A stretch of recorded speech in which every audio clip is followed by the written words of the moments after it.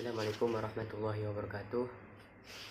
Alhamdulillahirabbil alamin wassalatu wassalamu ala asyrofil anbiya'i wal mursalin wa ala alihi wa sahbihi ajma'in. Perkenalkan, nama saya Akbar Maulana. Saya dari Pendidikan Bahasa Arab 1 ingin menjelaskan tentang apa itu filsafat. Jadi filsafat itu berasal dari kata Yunani yaitu philosophia yang berarti cinta kebijaksanaan. Filsafat merupakan bidang pemikiran manusia yang paling penting karena bercita-cita untuk mencapai makna hidup paling hakiki. Meskipun bagi sebagian orang cara berpikir dalam ilmu filsafat dipandang sebagai sesuatu yang membosankan, tapi cara berpikir dalam ilmu filsafat terbilang sangat membuka wawasan. Pemikiran-pemikiran. Pada dasarnya setiap ilmu pengetahuan mempunyai keunikan tersendiri yang saling membedakan. Selain itu juga memberi manfaat dan memiliki kegunaan dalam hidup. Bisa dibilang filsafat itu merupakan bidang pemikiran manusia yang paling penting karena memiliki tujuan yang sangat krusial bagi kehidupan manusia. Jadi saya sini ingin menjelaskan tentang pengertian filsafat menurut para ahli. Yang pertama itu menurut Bertrand Russell.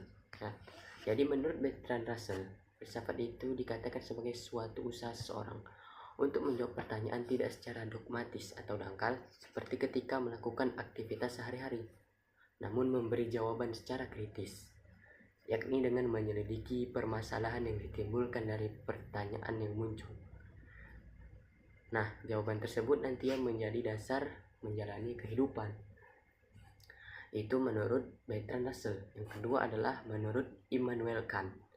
Jadi menurut Immanuel Kant, filsafat ilmu pengetahuan yang menjadi pangkal dan puncak segala pengetahuan yang tercakup dalam empat persoalan, yakni apa yang bisa diketahui, apa yang seharusnya dilakukan, sampai mana harapan kita, dan apa hakikat manusia. Dan menurut Purwadarminta, filsafat itu merupakan pengetahuan dan penyelidikan menggunakan akal budi mengenai sebab, asas hukum dan sebagainya, ketimbang segalanya yang ada di alam semesta, maupun mengetahui kebenaran dan arti dari adanya sesuatu. Dan menurut Nasrun, filsafat itu adalah hasil dari tinjauan manusia mengenai dirinya, makna alam dan tujuan hidup dengan menggunakan pikiran serta dibantu rasa dan keyakinan dalam hati tersebut sebagai suatu kesatuan baik dalam memengaruhi dan membantu orang lain. Filsafat digunakan sebagai pedoman dalam memberi makna hidup. Jadi apa manfaat kita kalau kita itu belajar filsafat dalam kehidupan kita? Jadi ada beberapa manfaat kalau kita belajar ilmu filsafat dalam kehidupan kita. Jadi setelah mengetahui apa itu filsafat, baik dari filsafat dan pengertian dari para ahli, salah satu jenis ilmu pengetahuan ini bisa mendatangkan beberapa manfaat ketika mempelajari. Ilmu filsafat itu merupakan jenis ilmu pengetahuan yang dinilai kurang praktis atau menyentuh hal-hal yang bersifat teknis, walaupun bukan berarti tidak memiliki kegunaan. Jadi manfaat ilmu filsafat yang pertama itu ialah mendorong cara berpikir kritis kita dengan melihat hakikat atau dasar persoalan hingga mengembangkan pertanyaan dari jawaban yang didapat. Dan yang kedua adalah membuat cara berpikir yang bijaksana. Seorang yang mendalami ilmu filsafat berdasar pada kecintaan terhadap kebijaksanaan. Dan yang selanjutnya, manfaat dari mempelajari filsafat itu ialah membuat seseorang untuk berpikir dan merenung, bertingkah atau bertindak sesuai dengan keyakinan yang ada. Jadi dalam memecahkan masalah diklaim akan banyak terbantu jika menggunakan ilmu filsafat. Karena filsafat adalah suatu bagian dari keyakinan dan tindakan seseorang.